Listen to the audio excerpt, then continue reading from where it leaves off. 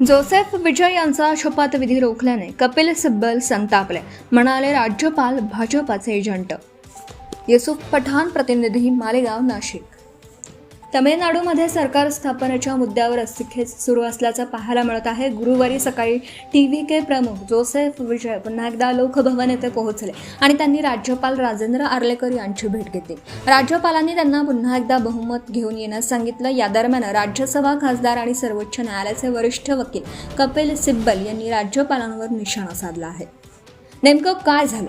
तमिळनाडूत विधानसभा निवडणुकीत जोसेफ विजय यांच्या टीव्हीके पक्षाला सर्वाधिक जागा मिळाल्या आहेत.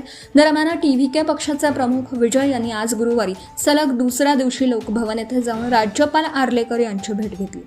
सर्वाधिक जागा मिळाल्याने सत्ता स्थापनेसाठी आपल्याला आमंत्रण द्यावे अशी विनंती विजयने पुन्हा एकदा राज्यपालांना केली.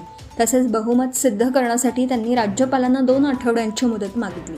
परंतु राज्यपालांनी विजय यांची विनंती मान्य केली नाही. तमिळनाडूत बहुमतासाठी आवश्यक असलेले 118 आमदारांचे समर्थन असलेले कागदोपत्री पुरावे आधी सादर करावे असं राज्यपालांनी विजय यांना सांगितलं, अशी माहिती चर्चेत सहभागी सूत्रांनी द इंडियन एक्सप्रेसला दिली आहे. यानंतर सिब्बल यांनी social media platform Xavier post लिहून सर्वच राज्यपालांवर टीका केली. ते भाजपाचा एजंट असल्याचा आरोपही त्यांनी केला. तसेच त्यांनी पोस्टमध्ये सरकारिया कमिशनचाही उल्लेख केला.